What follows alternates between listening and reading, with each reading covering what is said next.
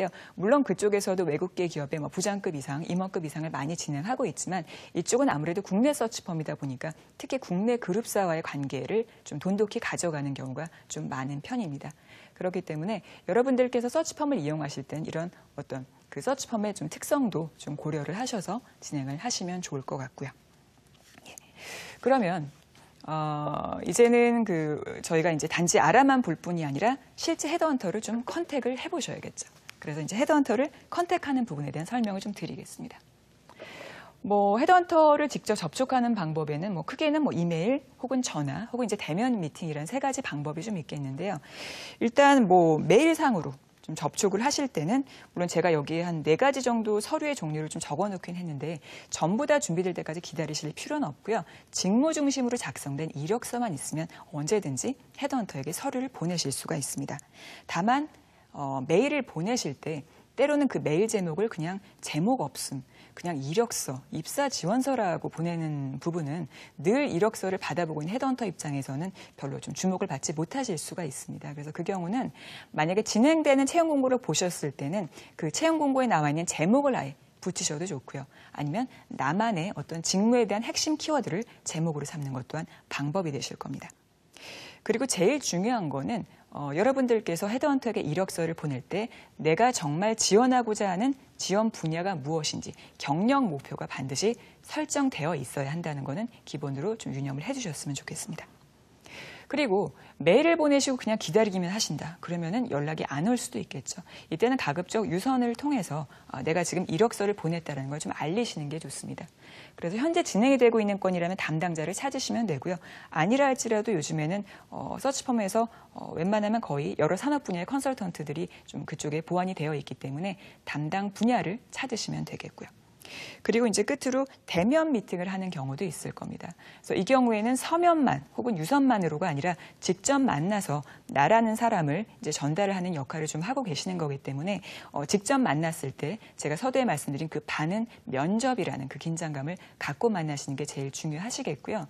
그리고 아무래도 그 헤드헌팅 업계에 여성 컨설턴트 분들이 좀 많다 보니까 그리고 혹은 내가 만났을 때 내 분야에 대해서 때로는 좀 잘 모르는 것 같다는 느낌을 주는 컨설턴트를 만나실지도 모르겠습니다. 그렇다 할지라도 반은 면접이라는 그런 부분으로 좀 잘 존중을 하고 해주셨으면 좋겠고요. 역시 여러분들 열정 또한 표해 주셨으면 좋겠습니다. 예. 그래서 이제 지금까지 어느 정도 그 헤드헌터를 접촉하는 방법까지 좀 말씀을 드렸고요. 마지막으로 이제 서치펌 활용과 관련해서는 궁금해하시는 부분들이 거의 겹치세요.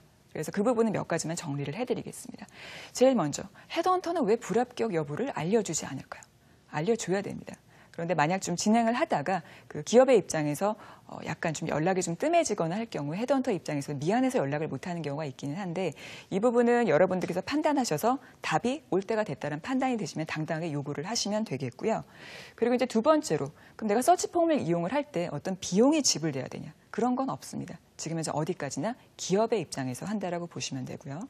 그리고 이제 세 번째로 그러면 내가 사실 임원급이 아닌데 서치펌의 서비스를 받으실 수 있냐? 그게 좀 궁금하실 수도 있을 겁니다. 근데 이제 예전에는 주로 이제 고위급에 대한 것으로 시작이 됐다면 지금 현재는 전문성을 갖고 계신다면 분야나 직급을 막론하고 거의 이루어지고 있기 때문에 그 부분은 크게 좀 염려 안 하셔도 되겠고요. 그리고 이제 그 외의 부분은 이제까지 제가 말씀드렸던 부분을 전반적으로 좀 유념을 해주시면 좋을 것 같고요. 일단 서두에도 말씀드렸다시피 헤드헌터는 어디까지나 기업을 위해 일하는 사람입니다. 그리고 기업이 그들에게 부여한 역할인 심사와 평가라는 것을 통해서 그 기업에 적합한 인재인지 아닌지를 좀 가려서 선별하는 작업 또한 하고 있고요. 그리고 이제 그 기준을 적용함에 있어서 실제 기업이 요구하는 어떤 직무적인 요건, 그리고 어떤 조직적인 여건, 그리고 얼마나 좀 열정적으로 그 기회에 임하는지 이 세 가지 부분을 통합적으로 활용을 해서 그 선별하는 기준으로 좀 삼고 있습니다.